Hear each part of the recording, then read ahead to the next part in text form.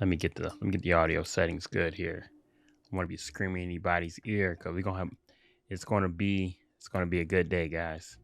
It's gonna be a lot to talk about. And I'm ready. How is everybody doing today? It is, of course, your boy, the infamous, the mysterious, the darkness, Sir Neville's. And today we got a good discussion. We got something good to talk about. And this is juicy. This is spicy. And I've been like, I don't know if I said this on this channel, but I actually been wanting to talk about this for a while now. And something big happened in the age of Empire community. And it depends on how you look at it, if it's big to you or not, but it's big. It's big. It's something that is, I believe, setting an example of how the course of the franchise should move from, all the whole aspect of the franchise from Age of Empires 2, 3, like everything. And the big news that has been just presented to us is that just recently it has been announced that Age of Empires 3 has gone free to play. Now, it was already free, or if you want to look at it as, let's go air quote, free on Battle Pass. I said Battle Pass, Game Pass on Xbox. But, that's very shaky free because a lot of people don't really consider Game Pass free because you pay a subscription. So really, it's not really free. But now it has officially went free on Steam also. I'm actually currently, as we speak, downloading Age of Empires 3. And that's a big deal. That's a big deal because what I am seeing is that, listen, Age of Empires 3, it's always been kind of teased, at least from who I've spoken to. I'm not saying it's a bad game, but it's always been kind of like looked at as like kind of like the forgotten child of Age of Empires. Anytime you hear about Age of Empires, you hear about 2 or you hear about 4, and 3 is kind of in the middle, like, hey, I'm here too. Hey guys, I still exist. Even Red Bull Wololo, they had Age of Empires 1, which is very big in Vietnam and had its own segment of the tournament. You had Age of Empires 2, which is, the legacy title. That's the one everybody knows. And then you had 4. And then it was like, wait a minute, 2, 4, wait a minute. Did we skip a number? What's going on? 3 in the middle there. That's kind of forgotten. Wasn't the most popular Age of Empires. It's probably one of the least, it's not the most popular Age of Empires game. But with the announcement and actually releasing it free to play, the player base has jumped up huge to even match Age of Empires 4. And what is some crazy? Okay. In June 2023, the peak player base. Okay, let's go. The average player base was about around 2,500. Let's round it up, 2,600 people playing Age of Empires 3. And the peak was about 4,300. Same thing with July, not much changed. Probably say if you round it up, peak average players around 3,000 players playing Age of Empires 3, which is actually an increase from the previous month. And the peak players are about 600 more. Cool. In the last 30 days after announcing free to play, the game has jumped just substantially. Just on the past 30 days, the peak players on Steam, and that's just Steam, have reached 13,000 and over 13,500 players. It went from peak players and the average players, I don't know if they average it out, but it just in a 24-hour peak period, it's almost reached its all-time peak. Literally, with playing 5 minutes ago, it's almost 9,000 players playing Age of Empires 3. The game is just jumped up dramatically just by announcing it going free to play. And it's time to get with the times, people. It's time to get with the times. We live in a free to play games of a service generation. A lot of RTS gamers are it's no fault to you guys, but it's a certain generation that is just, I won't say stuck in their ways, but used to a certain type of gaming. And it's respectful. It's respectful. I remember times playing, Halo 3, Call of Duty 4, and those games are really carried by there weren't no battle passes, there weren't anything. It was just you got in the game with some friends and you just played it.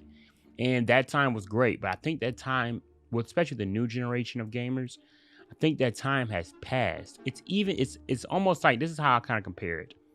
Like back when I was very young and my parents' generation, and even before them, people went out to the store and they bought physical copies of albums. Physical copies. Like that's some kids that sounds insane. Like that's not really a thing anymore, buying physical copies. It's almost like as far as saying that people buying physical games, physical media in itself is kind of dying. It's a little outdated. It's not dead, but it is on the decline. And with that being said, is like now we live in a streaming generation. We stream games, we stream music, we stream. People don't really go out and buy albums anymore. We stream. And that's kind of the same thing with gaming. We live in a free to play gaming generation. I mean, every huge game that's doing serious numbers is free to play. I mean, do I have to name them? I mean, Fortnite. Of course, people go to Fortnite. Fortnite, free to play, pretty much really, really, like, really mainstreamed the free to play notion. I mean, free to play was kind of big before Fortnite, but like, they put free to play and battle pass on the map. I mean, you got games that have legs. Valorant. Valorant's still pretty new, but it's got legs. Games that have legs. Like, I mean, like, look at CS:GO, free to play. CS:GO is huge and it's been around forever. I know Counter-Strike, there's one before that, but CS:GO is the one everybody goes to. The sequel's coming out pretty soon. I know it's coming out soon, but the sequel's announced. But CS:GO is it's huge. Dota 2. I mean, Call of Duty Warzone. I mean, Apex Legends. I mean, these games are all free to play and they follow a games as a service, business plan. And people like to dump on games as a service. But if you do it correctly or you do it even somewhat attractively, it brings in a dump load of players and it keeps them around. It keeps them around. And that's why a lot of games that, okay, for example, like I don't understand, like RTS is a gold, like I feel like it's a hidden gold mine because RTS can keep players around off strict principle of being a really good game and challenging game. Like, Age of Empires have always been they're RTS games, and like, look at Age of Empires 2, look how long it's lasted, and that's no battle pass, that's no free to play anything. It's huge with just the bare game. And I feel like we always kind of like shiver. I mean, like, let's look at the free to play. Look at me stuttering. I'm all excited. Let's look at the free to play RTS games, really. Like, I mean, let's look at the big ones. Well, of course, the biggest one is StarCraft 2. I don't think it launched free to play, but now it is currently free to play. StarCraft 2 is a legendary, will always be looked at as a legacy RTS game. And look at the future of RTS, air quote. It's gonna be a big game. I'm not gonna no need to use the air quote. But look at it's a Stormgate. Stormgate is free to play. Like, it's a smart marketing strategy. That's what gives a game legs. If it's free to play, most likely some type of microtransactions are going to be implemented to monetize the game. And people always dump on that. But it's like, but if you go off principle and you don't make a game, like, you need something to carry a game throughout the year. And if you just pack everything, I think the era of just making a game and putting everything in there, especially multiplayer, just put everything in there off rip and then kind of dust your hands and, get your money in from the launch of the game, but then your player base dies out because nothing keeping the players involved. So basic principle making this game is that, I mean, from broad standpoint, I think all RTS need to go free to play, but more importantly, that caters to me, Age of Empires 4 needs to go free to play. And maybe that's a hot take. Maybe a lot of, RTS historians, people that have been in the RTS game for a long time, they don't like that. They're like, keep the games a service. Don't keep it away from our RTS. Blah, blah. They don't want to hear it. That's gross. I don't want to see this. I don't want to see microtransactions in my games. I want to see cosmetics. I get it. It is different. But RTS has to kind of get with the times. You're not going to have a game look at Age of Empires 4 is the only game that's in a pretty decent spot. You can say anything you want. Oh, the game has crashes, the game has that, the game has that. Every single multiplayer game has problems. I don't care who, like, go to any community.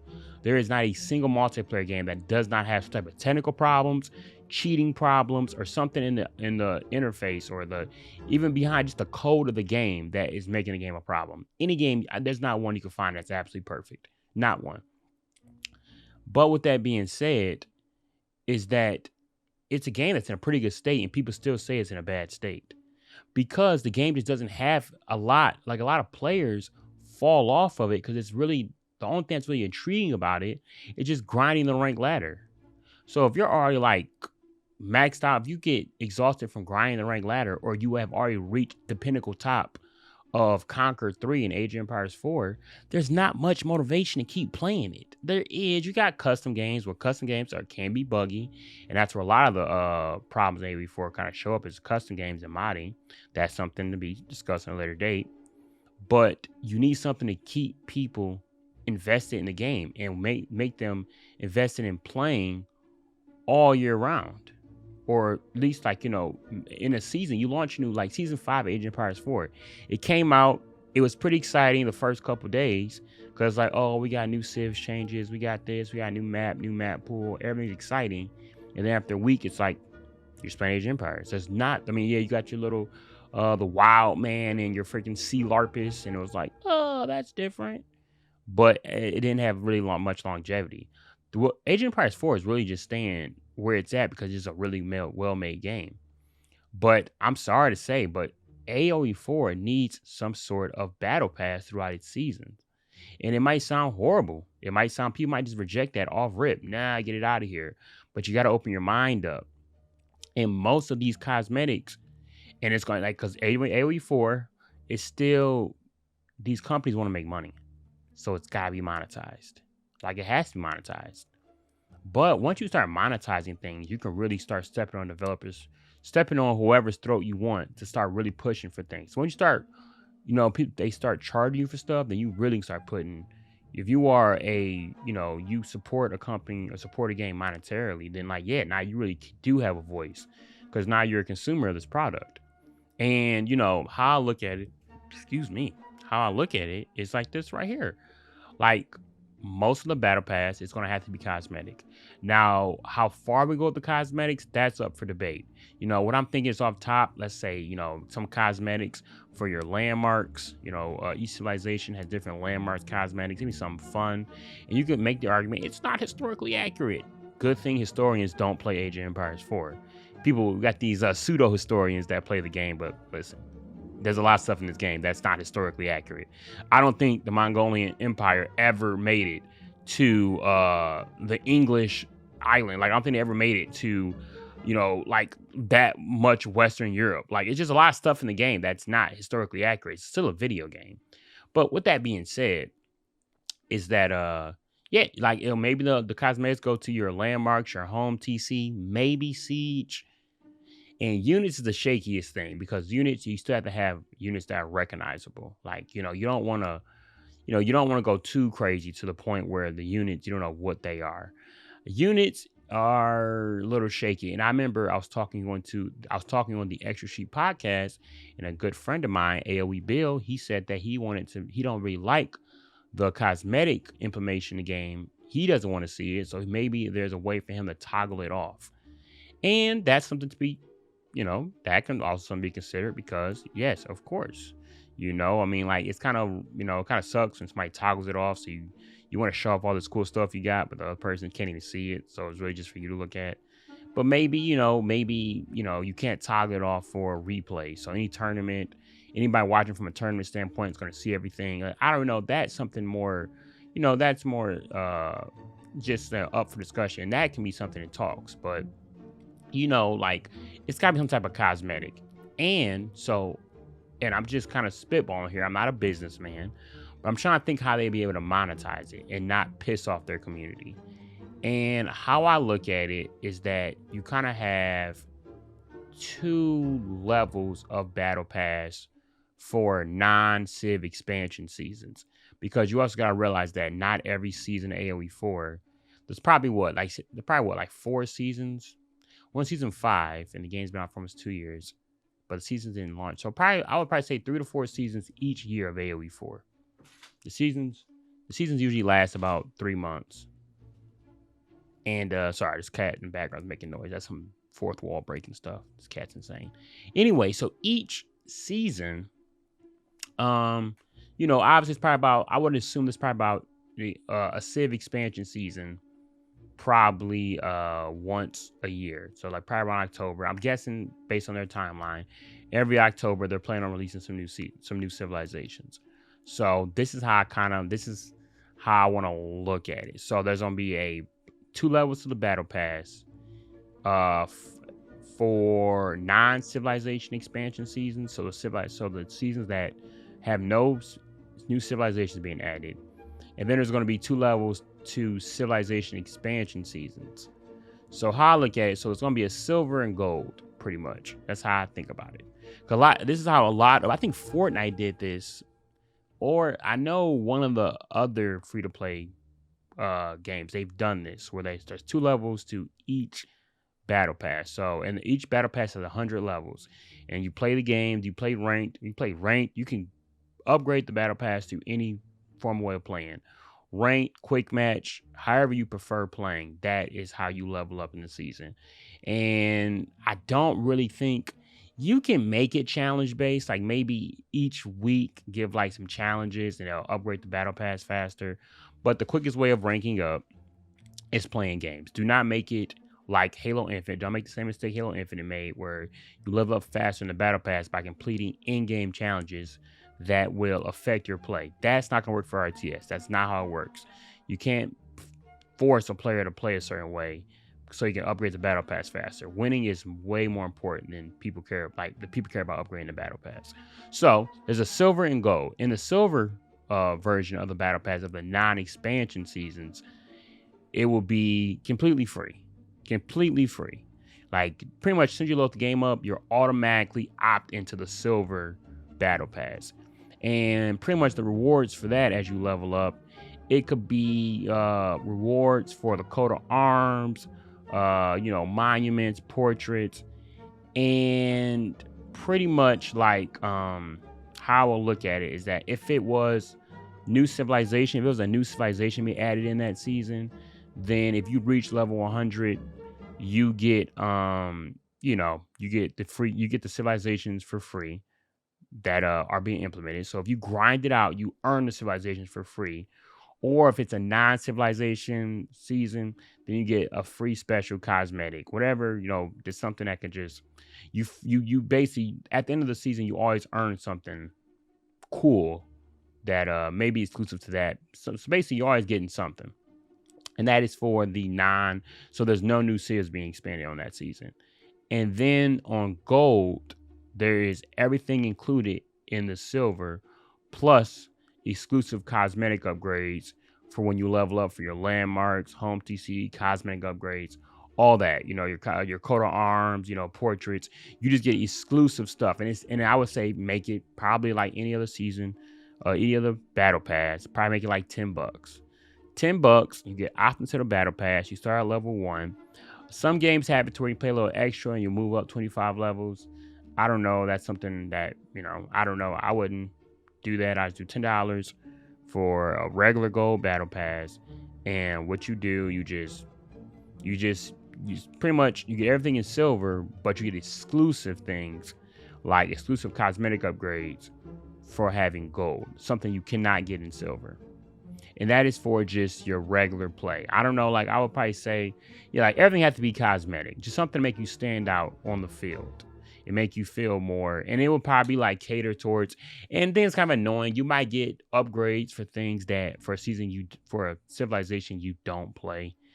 You might get like, it might be let's give an example. You play in the gold and you hit level 15 on the gold battle pass, and you get like a party, like you get like let's say like a special festival in the Indian civilization at the time, and you get like a special House of Wisdom. No, House of Wisdom, that's by Bassett. What is a Delhi landmark? Wow. What's a Delhi? Wow. Why am I bugging on a Delhi landmark? House. No, what is? Wow, I'm drawing a blank on a daily landmark. Compound and Defender. Geez, let's just say that. I literally drew a blank there. You get a special super, like, a party version of the Compound and Defender. And you could tell it looks different. It's got fireworks firing from it. It's something that gives a special flag. Who knows? Something that makes it stand out to show the opponent you earned that. And that'd be an example what you get from the free, I'm not free, but the gold battle pass for $10. And that's for and there's no new civilizations on the horizon. Now, this is where it gets really spicy. I'm trying to wrap it up. Sorry, I've been talking probably. Let's see how long I've been talking.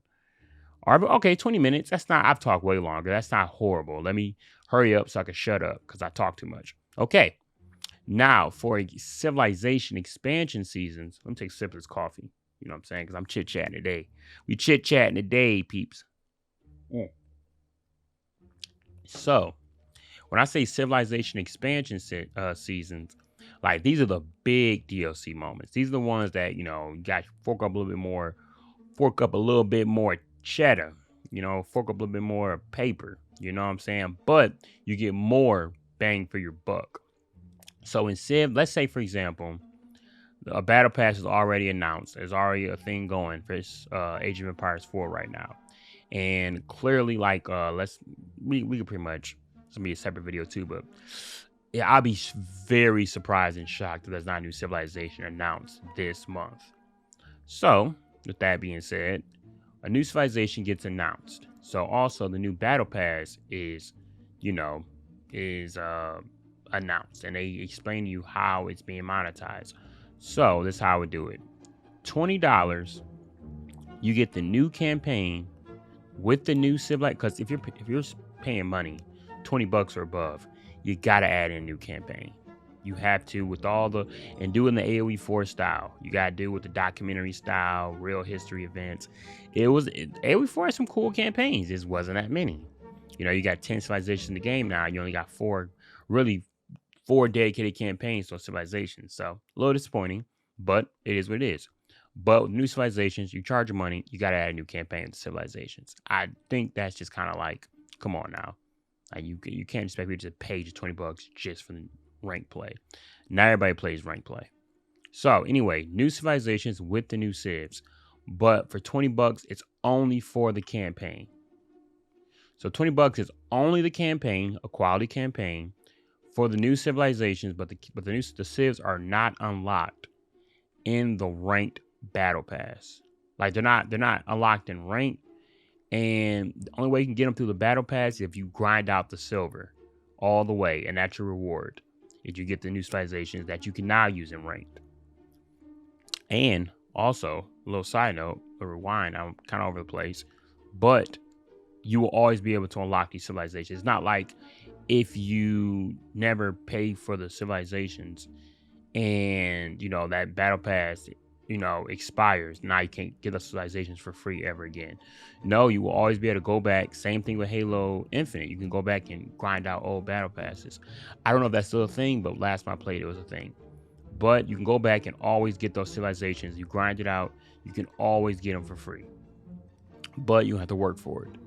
That is pretty much the silver version of the expansion season battle pass. Now, the gold version of the expansion season battle pass is you pay 10 extra bucks, which will be $30. The new campaign is included, and the new civilizations are unlocked off rip in rank play, and you get a gold battle pass included.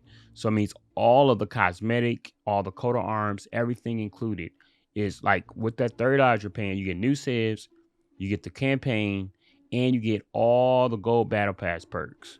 Boom, levels 1 through 100. And that is the incentive to actually pay the extra bucks. But like I said, everything is included pretty much to the silver battle pass, which is 100% free, but it requires you to grind. And I'm not gonna lie, like if you don't want to pay the money, then you're probably gonna level up a little bit slower, because if you're not gonna pay it, it's almost like, okay, you want to give us money, understandable, but you gotta work for this stuff now. So now you gotta be logging in every day, and only way if you're in silver and you Only way you can be in silver and see that new civilization is if you're going against them. Which, just gonna lie, from a business aspect. Oh my goodness, I'm about to think about the burp. Oh no, I didn't. Maybe I did.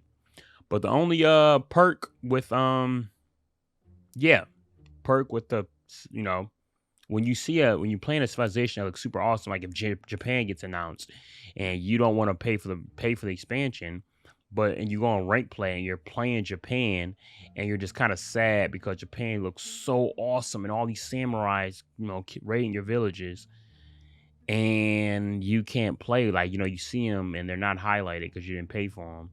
It's gonna make you want to pay for them. Like, and it sucks, but that's just a marketing point of the world. Like, we're at a point where we have to monetize things. We have to. It sucks, but like, you kind of got to put your money where your mouth is. The real enthusiast players are gonna pay for these things. They are. They're just gonna pay for them. Because I mean, that's just kind of, if these developers and these the overlords of everything, if they don't really see green, they get less motivated to support something. It sucks, but like, it's almost like going to work. If you went to work and you didn't get a paycheck, I'm pretty sure you wouldn't be the best worker. Because I know I wouldn't. I would be trash. I would be sleeping on the clock. Why do I care? Fire me. What's the difference?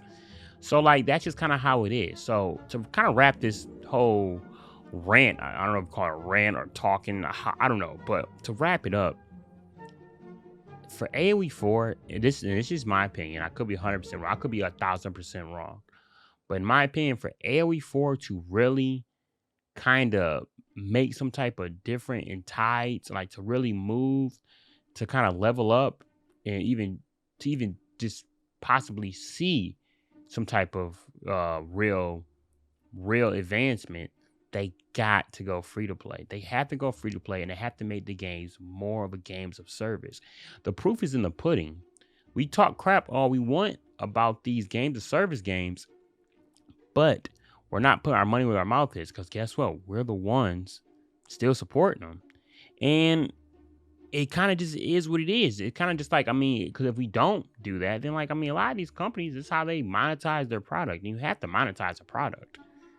I mean, what we're gonna do now? Are we gonna be okay with games being free forever?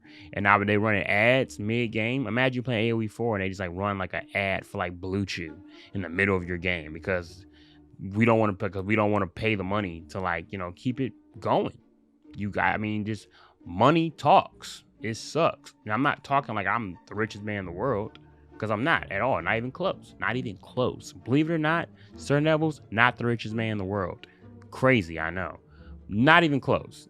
But, I like Age of Empires 4. I love Age of Empires 4. It's literally a game that has, like, literally made me into a PC gamer.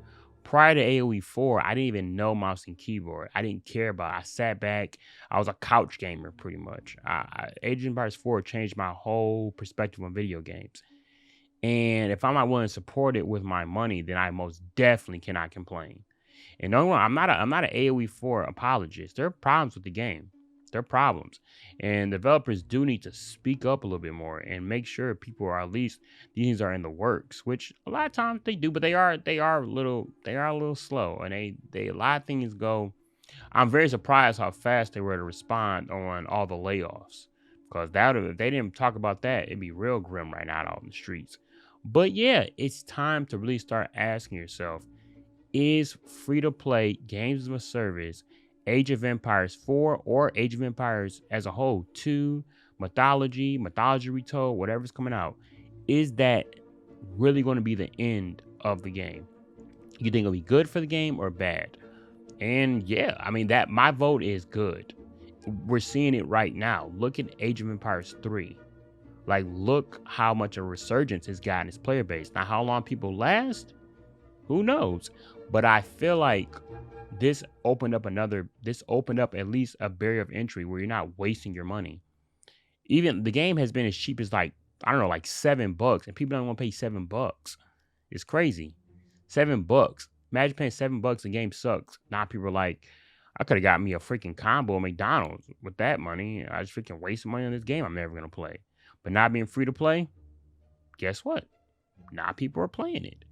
And they probably won't all stick around, but I have a good feeling that some people might be like, wow, AoE3 is a lot more fun than I thought it was. I just now am playing this game.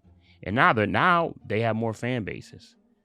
And now, boom, now their player base has honestly got a little bit of resurgence. I hope it lasts too. I hope AoE3 resurgence lasts. And then once AoE3 gets really big, then AoE2 players are going to be steaming. They're like, no, AoE, no, AoE2 is the prime game. Stop playing other games. Only play AoE2. I'm just kidding. They didn't deserve that shot. AoE2 people, you guys are great. I'm just kidding. But, all right, I'm just talking junk. Same old, same old. This is what I do. Yeah, it's been real. I just want to get people's opinion on the game. Like, I want to see, like, what people think about Age of Empires going free to play. Age of Empires 4 going free to play. Because 3 has done that. I don't know if it's permanent, but as far as I can see, it just literally, I go on Steam, it says free to play. Not like trial version or demo, it just says free to play. And we're seeing right now the impact it's making. And I congratulate them. I've been saying for the longest time that these games, and also a big player, a big personality in the scene's been saying it too. I remember seeing Aussie Drongo saying the same thing, that AoE needs to go free to play because it's just a time we're living in. You got to put your money where your mouth is because that's all these developers really going to listen to. Every single publisher, developer, well, maybe not developers, but publishers and as investors, ask any of them. Their favorite color is green. Okay. Yeah. Sorry, I'm done. One little rant, always with the hot takes. Whoever listens to this, you're a beautiful person. I'm talking to you right there. Oh yeah. Yep. The one listening, I'm talking to you. You're beautiful. Okay. I'm sorry. All right. You guys are beautiful humans. Yeah. Au revoir.